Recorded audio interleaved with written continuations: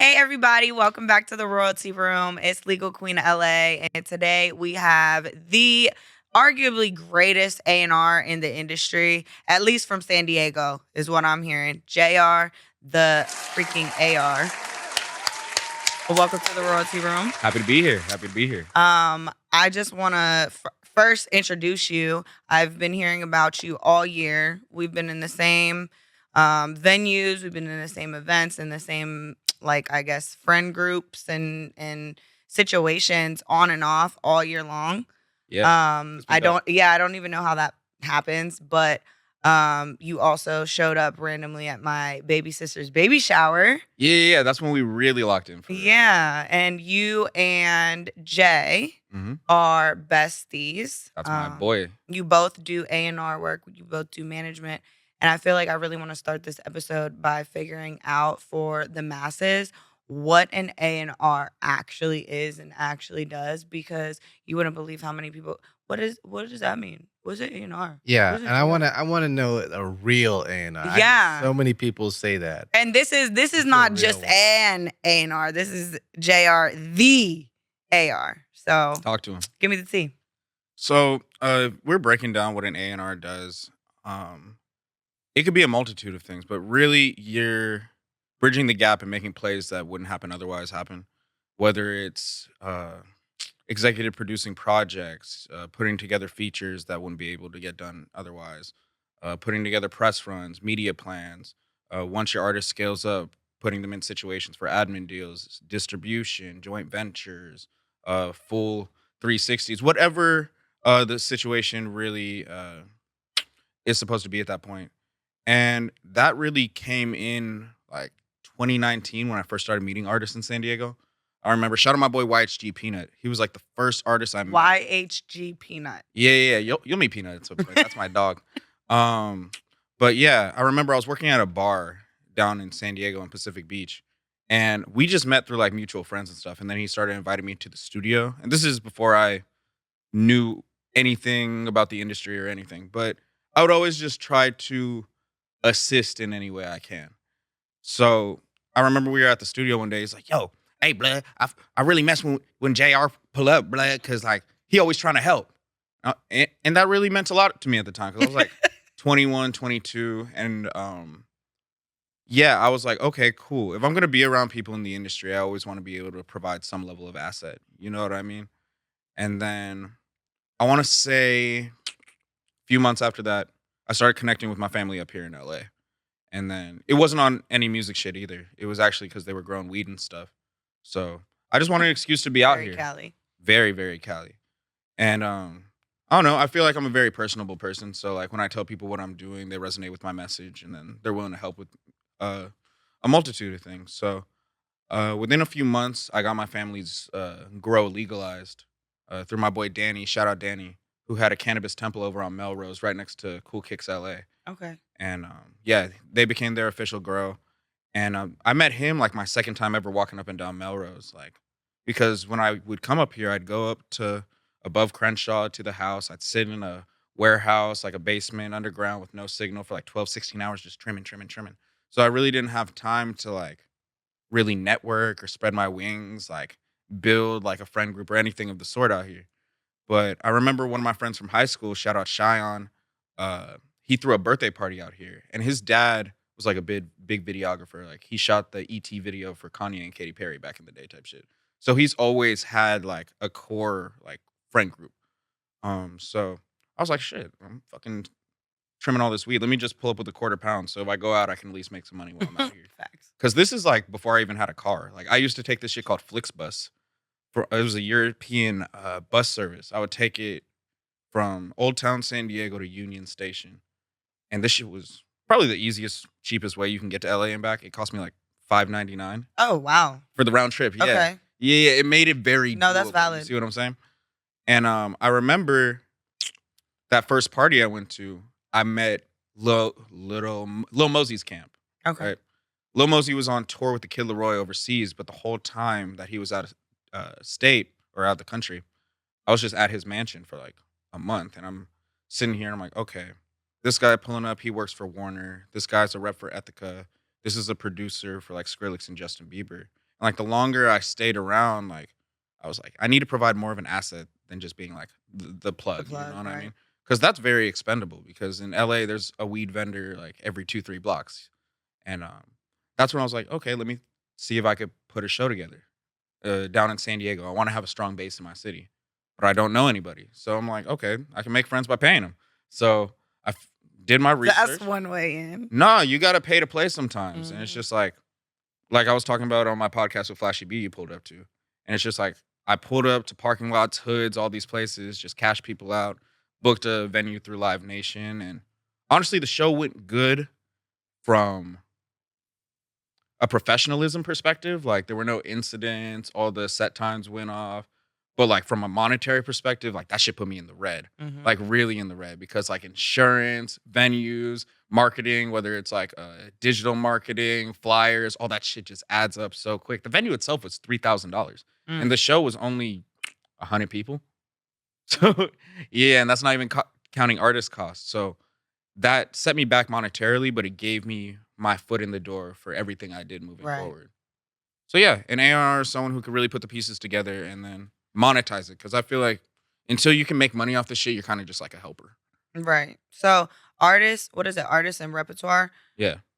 You're essentially is giving management. It's giving legal. It's giving friendship. It's giving production. It's kind of just like a melting pot of everything in the industry. I feel like A&Rs don't necessarily have to be managers because managers, like, that has its whole other list of things you are. With a manager, you're a therapist. With a manager, you're a babysitter. A chauffeur. You're a chauffeur. You're a DD. Scheduler, photographer, content creator. Exactly.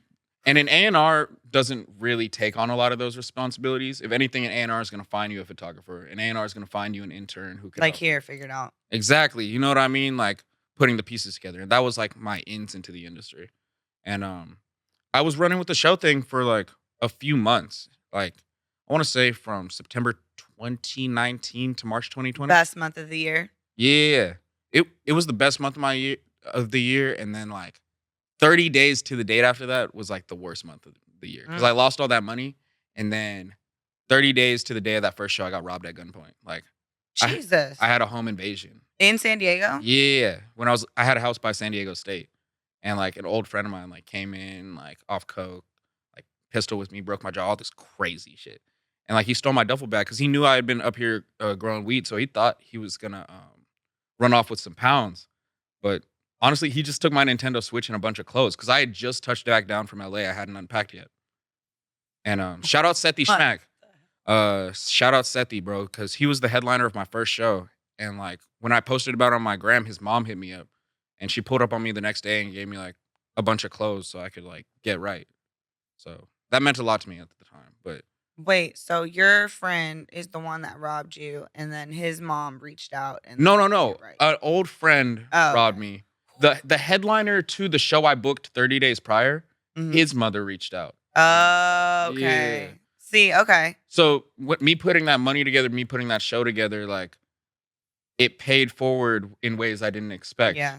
Like, and that's building just connections and okay. Is that the show where you met CJR? Yes. He was like 6. Yes, he was like 6, 7 years old. Shout out CJR. We do have an interview on the MC Bob and Friends Royalty on the Road.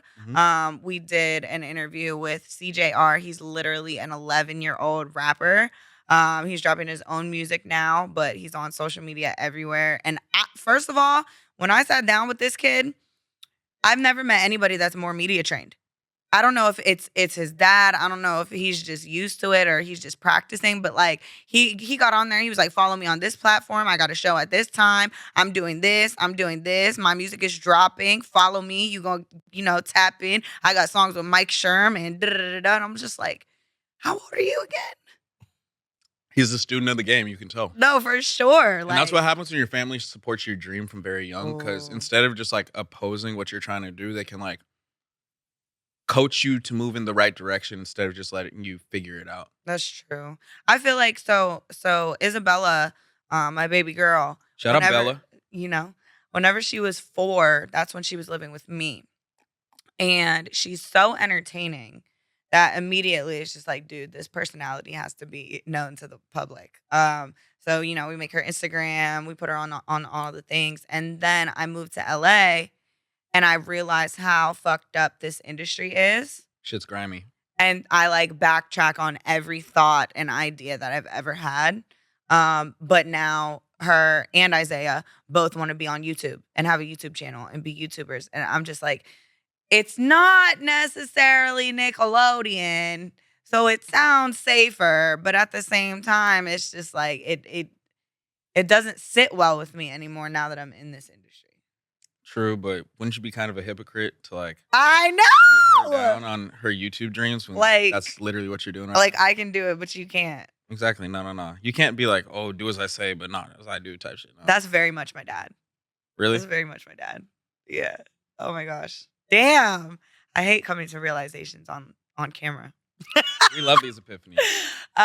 But yeah, I guess I don't know. Shout out to CJR. He's doing his damn thing. And Shout out to maybe- little homie, man. Yeah, maybe next year. And Lil Wolf, he came up and showed out. I think he just started the 9th grade. Mhm. I'm proud of the little young kids. The TikTok homie, right? He does all the things. I guess he went viral originally from going school shopping with his dad. And I was just like, oh yeah, ride that wave for sure. There's this one video of Belle where she was, I think, 4 or 5, and she put on my heels, which she'll tell you she's been wearing my heels since she was 2. Oh, it's gonna She be can bad walk in a in few all of years them. when y'all can actually fit the same shoes. She wore my shoes, my heels to the MC Bob show. She was wearing my heels. Okay. And Nina, I got home and Why are you popping it like you didn't allow this behavior? I was fine with it. She's wearing my dress, my heels. Okay, we're fine. And then we get home, and Nina, who is the middle sister, she's just like, I'm not impressed with this outfit. I'm not impressed that you let her out the house like this. And I'm like, but she can walk in them. We went to a bar. It was an all ages show. I tried to be the cool sister this summer instead of the like big bad mom. I got a question. I for think JR. it worked. What's up? So when did you decide that this was that you were gonna be an AR? What was that moment that you said, okay, I'm gonna do this for a living? After I couldn't throw shows no more, because I thought I was just gonna be like not a promoter. I was always like curating my own events and stuff. I work with a touring agency now. Shout out No Label Tour, but yeah, I was throwing my first South by Southwest showcase, Mhm. and I was driving out to Austin, and we had booked this like 1,400 person venue. This was gonna be like the biggest show of my life, and mind you, this is like 6 months after my first show, so shit's picking up quick. I get a call from my boy Rick, and he's just like, "Yo, that COVID thing's like real." Mm. And city officials are saying we can't have more than 20 people in this venue.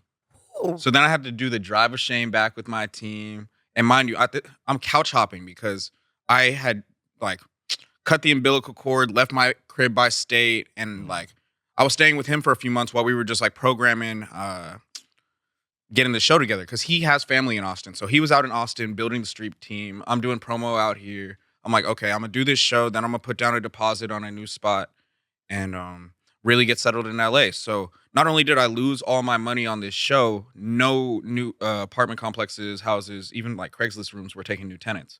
COVID. Yeah, so I was just Good stuck on the God. couch for like 6-8 months. You feel me? And then I was like, I need to keep creating. And then I want to say about a year after that, I met my first artist that I really wanted to like develop. And like, we're not on the best terms now, but we changed each other's lives. And that really showed me like, yo, I could really do some monumental shit in this industry if I just apply myself. And before this, I was like, I had a pretty corporate background. I was doing like reverse mortgages. Like I was a loan officer doing FHA, VA loans. I did some stuff with Medicare, franchise sales. So that just wasn't fulfilling to me. I wasn't having fun. And I'm the type, if I'm not having fun with something, I'm gonna drop off of it like Yeah. quick. I always say, like, I don't want to climb the corporate ladder. I want to make my own ladder that's pink with rhinestones. Mm. You know? I get that. I definitely, like, it's interesting to hear, like, what I feel like COVID, it stopped everything and it fucked everything up, but at the same time, it gave people the opportunities to find those other avenues. Like, I found out that I had creative bones in my body in COVID, and you clearly found out that you can do other things besides, putting the events together. Mhm. And 4 years later, you are A&Ring and executive producing albums and flying around the state and the country and doing all these things that you probably didn't imagine whenever COVID hit. Yeah, I'm gonna be in Albuquerque. Then I fucking just found out I have to do a date in Denver after I go to Missouri for this wedding thing. Wow. So yeah, I'm bouncing around, trying to make the most of my time, but it's fulfilling. That's the biggest thing to me. You know what I mean? That's good. What about management? You also manage artists as well? Yes, yes. I manage a couple artists right now. Both of them are from Sacramento. Shout out Cashed Out Kari, my little Rue from the east side of Sacramento, and then Grady Lex, the queen of Sac. No, she's hard. No, she's For super sure. tough. For sure. They have a show coming up too, right? Yeah, Grady's gonna be at Flashy B's show on Friday the 13th with Siete and Gabby. I just Frosty put two the and two Snowman. together. It's Friday the 13th. Damn. Yep, Okay. yep. Capolo 304, Frosty the Snowman, DJ'd by Cypress Moreno. That's my boy. He's always supported me like since the very beginning, bro. Like Cypress is such an important part of this like West Coast culture out here. I remember when he was first working with Big Sad, like, and this is me figuring out what I wanted to do. This is before I got my first artist, but after I couldn't do shows no more. So I'm doing like vlogs and just like photography and shit.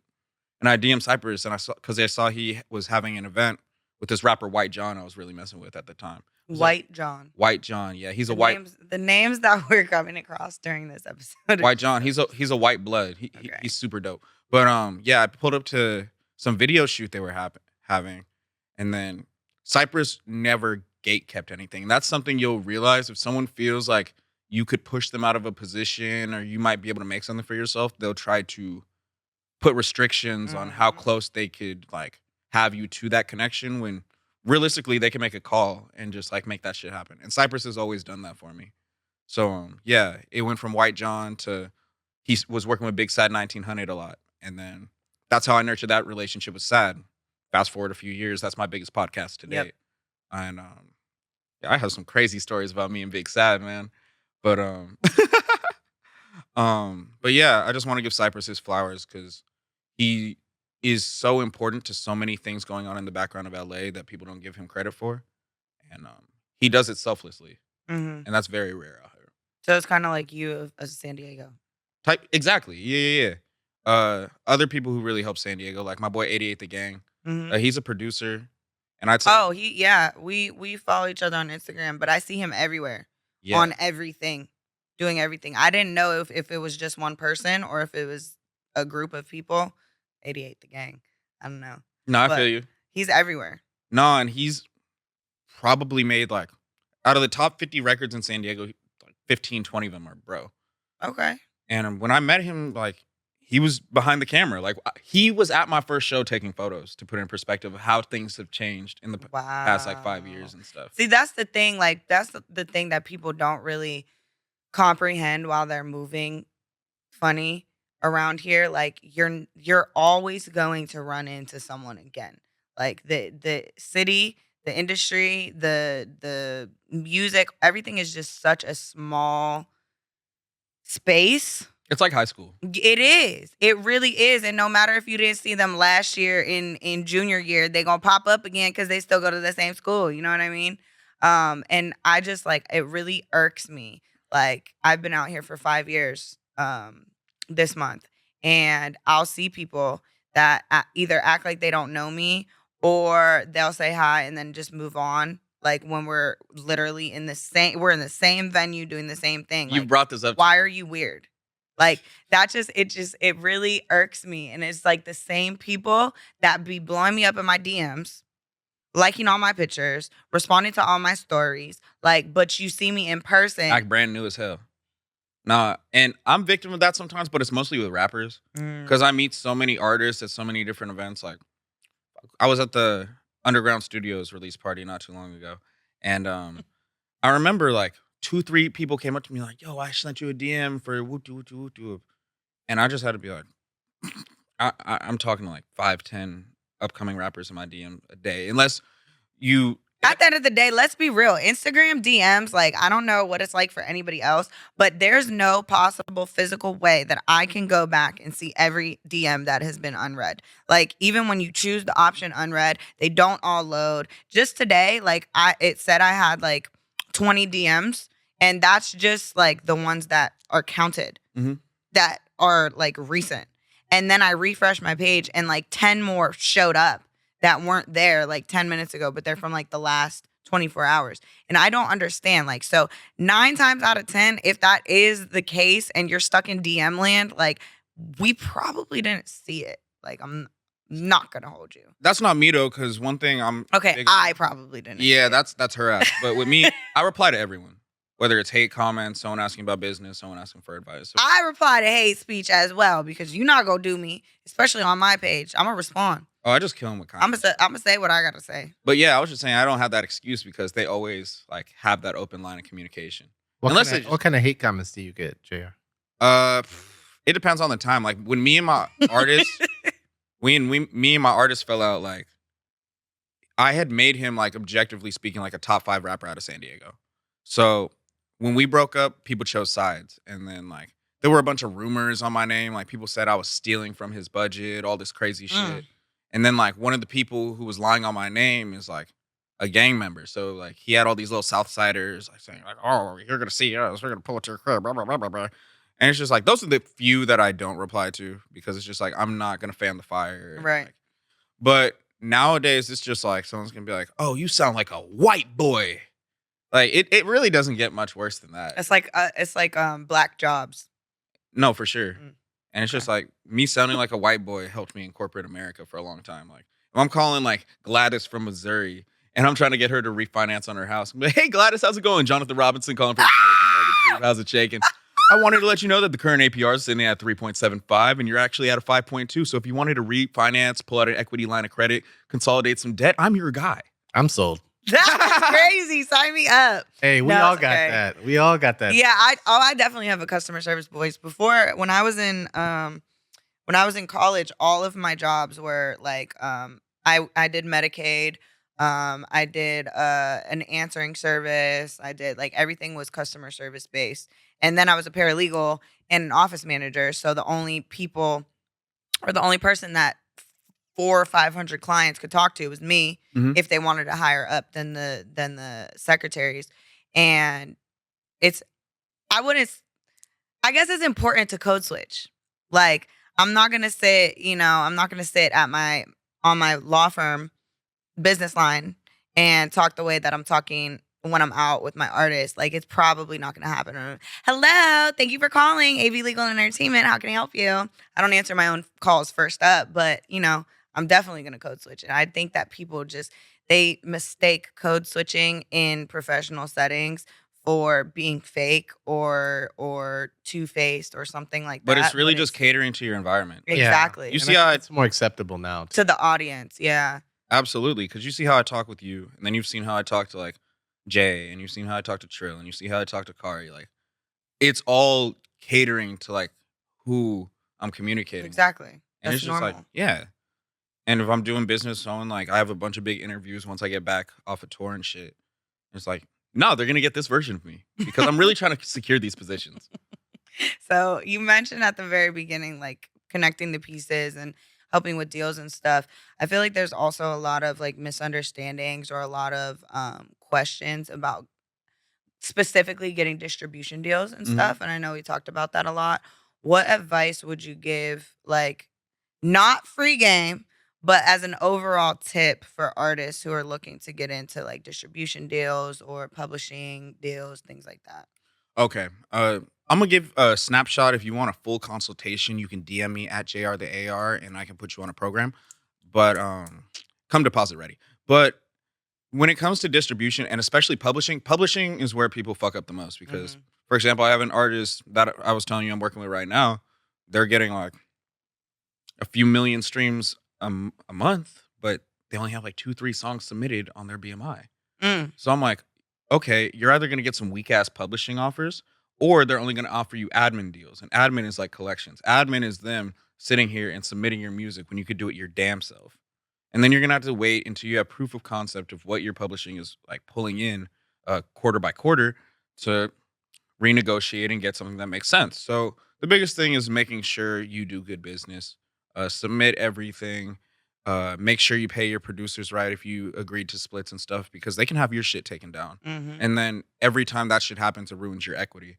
So the biggest thing is building up that equity.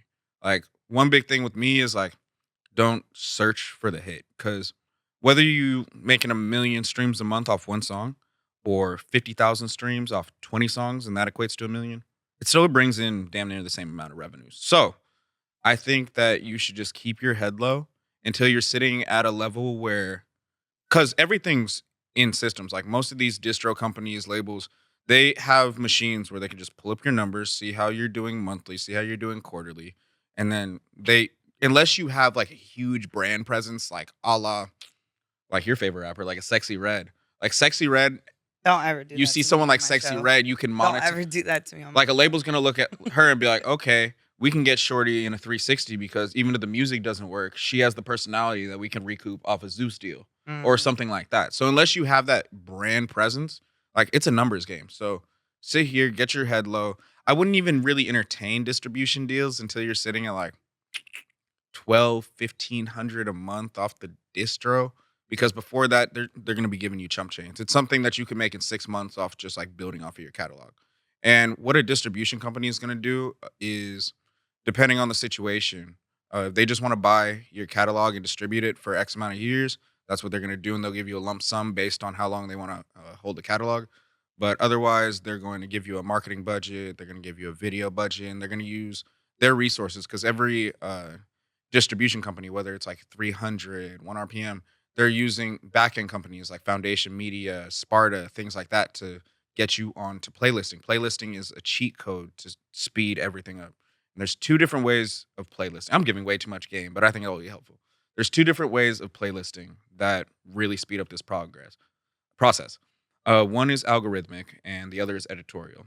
Algorithmic is something that you could work on yourself, getting features, getting as many people as primary artists as possible.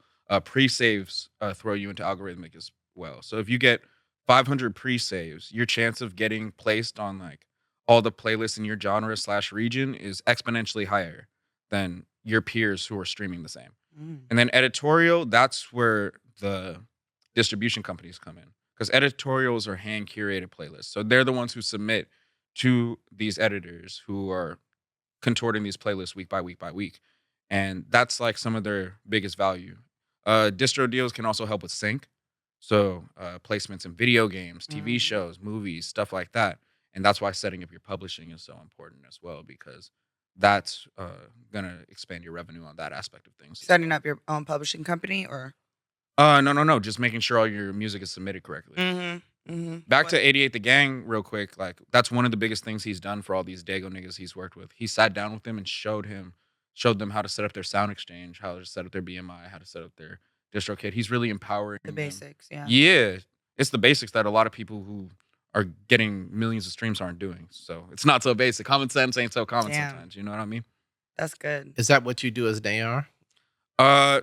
I do that more as a manager. I'm not sitting here and babying grown ass man Got to it. submit their music unless I'm pitching them for a deal where I'm going to be eating off of it. Like otherwise, like it's a time consuming process, especially if they have a back catalog of 80 songs that need to be submitted. Right. You better pay me up front, bro. Yeah. What the fuck? That's a lot of time. That's a lot of time and effort. And thankfully, even with my artists, like they've been in the industry for so long that they do all of that because they've been doing all of that from the beginning. And I don't have to do it. It's not my job. You know what I mean? And that takes takes a world of trouble off of my shoulders. But also, I wanted to kind of transition into a topic that I don't know that I've talked about very much on the show, but it's a big topic that we've been talking about in real life and daily life. God, Mhm.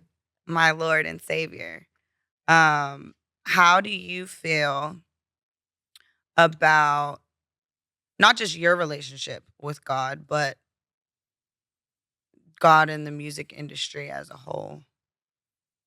I feel like God in the music industry, there's been very few people to preach the message of the Lord, and it actually doesn't come off as super corny to the masses. Mm-hmm. For example, like a Lecrae or a Common or like Chance the Rapper on his Coloring Book album Mm-hmm. or Kanye's Jesus I is knew you were King. gonna say it. No. Because that's probably one of my least favorite Kanye projects. Hmm. But the masses received it relatively well. Do And you think it's genuine? um, yeah, because I feel like all those artists, besides Lecrae, he's been consistent with it. All those Hmm. artists, like they're really painting a picture of a point in their life where they had to find God. Okay, You know what I mean? that's valid. Like, look at someone like Kanye. Like, he didn't stay in that box forever. Now he's like getting head on gondolas in Paris and shit. But like, for that isolated point of Or time, making I his think wife be naked all the time. exactly. And that's a whole other story. But I only say that to say that like with someone like Chance the Rapper, that's someone where his project before that was about him high off acid and just going through the motions of being like 2021, really blowing up in the industry. Like it was really rambunctious. It was really loud. It was really like resistant to anything faith related. But Mhm. as he got older, he developed into finding a way to talk about his Lord and Savior in a manner that was digestible to the masses. And I think that's where people like get it messed up is when it comes to music, like for example, like battle rappers, they're technically better than most like artists that we see day to Mhm. day. The motherfuckers can't make a song.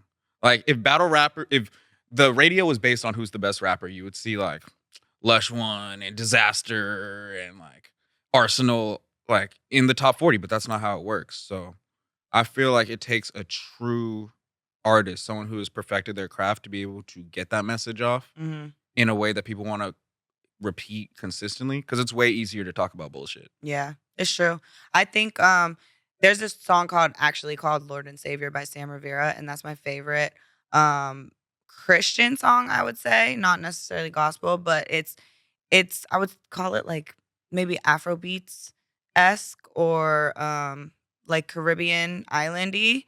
And it's really good. Like, and I feel like there's a lot more Christian artists that are coming out. And to be a Christian artist, you don't need to like fit a specific criteria. You just need to make music about your relationship with God or the religion or the a message, like one thing where you're not cussing. You're not talking about nonsense. No, for You know what sure. I We talk mean? about it all the time, and Ellie has a problem with it. It's like they want to talk about drugs, prostitution, domestic violence, and Yeah. that's like super promoted. Have you listened to "Good Kid, Mad City" by Kendrick? Mhm. Okay, so that song "Dying of Thirst." I didn't realize until my adult life he's talking about like dying of thirst from his relationship from God, Oh. and that's an album where you have songs like "Backyard Freestyle," like what was I gonna say, Mad City, like all these like gritty, showing like the darker side of Compton. But he brought it back to like, okay, like, yeah, this is my life, but this is what keeps me sane amidst Wow. all the chaos. So I feel like you don't need to have all your music focused on that. And I respect the people who do successfully. Like I keep coming back to like Lecrae.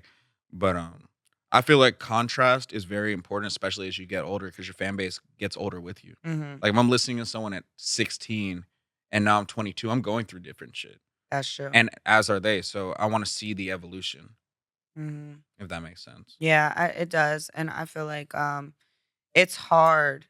I feel like it's much harder to be on that path or stay on that path when you are submersed into an industry that is quote unquote of the devil. Um, and there's a lot of I guess you could say conspiracies about the revelation coming through music because what's more powerful than music? There's nothing more influential like that movie. They cloned Tyrone. Yeah. That movie was just so. If you guys haven't watched They Clone Tyrone by now, you have to watch that freaking movie. It is insane because yeah, it has a lot of other stuff going on, but specifically like the music controls the people, like, and it does. So whatever you're listening to, whatever you have that's coming into your brain and that you're feeding yourself and feeding your body is what will be. And so if you're always constantly listening to this gang banging and shooting and drugs and twerking and drinking and ass and all these things, what do you think what do you think is going to exude from you? You know? So Mhm. that's why I like to I don't listen to much music at this point. I listen to my artists, Kyron Shank and Air the Prophecy. I listen to my favorite artists sometimes, but really I drive in silence. And I listen to Christian music. I listen to Transformation Worship and Elevation and Zoe and Chris Brown. That is not Breezy. I listen to Halvey and Who? Halvey. You gotta put me on later. Yes, for sure. There's so many artists that are coming out in the Christian space, but also just like the specific churches that I subscribe to. Because I go to Oasis. I used to go to Zoe. My sister goes to Fearless. I watch Transformation Church online. Pastor Michael Todd. They all have their own worship team, and the majority of them create their own music and they put out their own albums. You know what I mean? So I feel like we just need more of that and to turn off the radio or the Spotify or the Apple Music sometimes and just listen to silence or listen to something different that you normally wouldn't, and maybe it'll inspire you to do something different. I feel like people aren't comfortable with silence. It's hard. It's hard to sit with your own thoughts. Yeah, people aren't comfortable with silence. People aren't comfortable being alone. Like, there's a lot of things where when you're in an isolated like state of mind or isolated physically, like everything comes to light and your thoughts that you've been like pushing to the back of your brain, like you kind of have to address them. So, Which is why people drown themselves with their vices. Mhm. Okay. I see where you're going with this. Yep. So, what is your self-care measure today in fall of 2024? In fall of 2024, it's way different than it was 90 days ago. I'm getting more in touch with God, so that's been really important. Digesting content that excites me, whether it's like a podcaster that really inspires me or like a new artist that I'm like, oh, this is super dope. I want to be the first on it, whether I want to work with them, whether I want them on the podcast for a conversation. The gym's been helping me a lot just to get up a bunch of like pent up anxiety that I'm sitting with. So those are big for me because I need to do things or like playing video games, like walking up and down the beach playing Pokemon Go, like super nerd shit. But little things like that keep me grounded because it's completely separated from all of this music shit. And I be needing that a lot.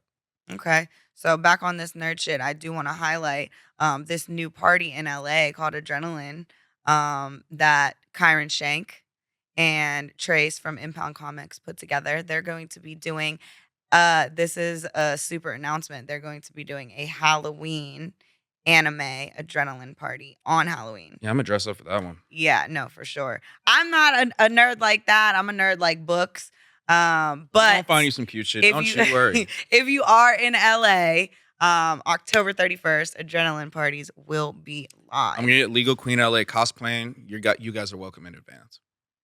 Anyways, That wasn't a no. But before we get out of here, I do want to circle back. Obviously, we put your @name up, follow, subscribe, like all the things. Colorblind Podcast. Tell the people the tea about your pod. Because I know we talked about it before, but there's just such a good message and you're doing such a great thing with your pod that I also want to highlight it on my pod. Okay, yeah. I'll make it quick because I know we got to get out of here soon. So, like, when I first got into the industry, one of the things that was, like, separating San Diego was either, like, race relations or gang relations. And it, like, stunted a lot of growth for the scene as a whole. Like, I was just talking to Jay, like, we have a scene now. That's so beautiful to me. But I called it colorblind because I don't care about what set you from, what race you are, your sexual orientation, your gender. I don't care about that. I want to just, like, showcase talent and do it in a way that has some level of tact because there's a lot of podcasts out here that kind of just use people for clickbait. And I think that shit's super weak, like super, super weak. So, and I feel like that's why I've been able to work with all different walks of life. And it's never been like, hey, why are you working with him from that side? Because you know how I'm coming with this shit. Right. You know what I mean? That's the Spark Notes version, though. Well, thank you. I appreciate it. I really want to thank you for coming all the way to my pod. Maybe I know this was a mission, bro. You had me in trouble. I know everybody complains, but guess what? We at the podcast place right here in Long Beach, okay? And if you don't know, now you know. Happy birthday Solomon. in advance. It's my birthday. And I'm going to see Nicki Minaj. Okay. Nicki Minaj. Nicki Minaj. Anyways, Podcast Place in Long Beach. This is the best place to do your podcast that there ever has been. Shout out to Solomon behind the mic, coming out of the cloud. Appreciate that. We appreciate you. We'd be nothing without you. I just want everybody to know that y'all need to like, subscribe, comment on my podcast. It's the Royalty Room, Legal Queen LA. But I need you to tap in and tune in with my boy, JR the AR, Colorblind Entertainment, podcast everywhere. You heard the lady. I mean, it is my birthday, so y'all got to do what I say. Okay. Unless you're going to send her a cash app, that's another way how to make it worth her while. Hashtag, $, Ashley Valenzuela. Y'all know how to spell it, so I'll put it up there for the people. Put it up there. Put it up. Anyways, catch us next time. Legal Queen LA on all platforms. And See ya. we are out of here, man.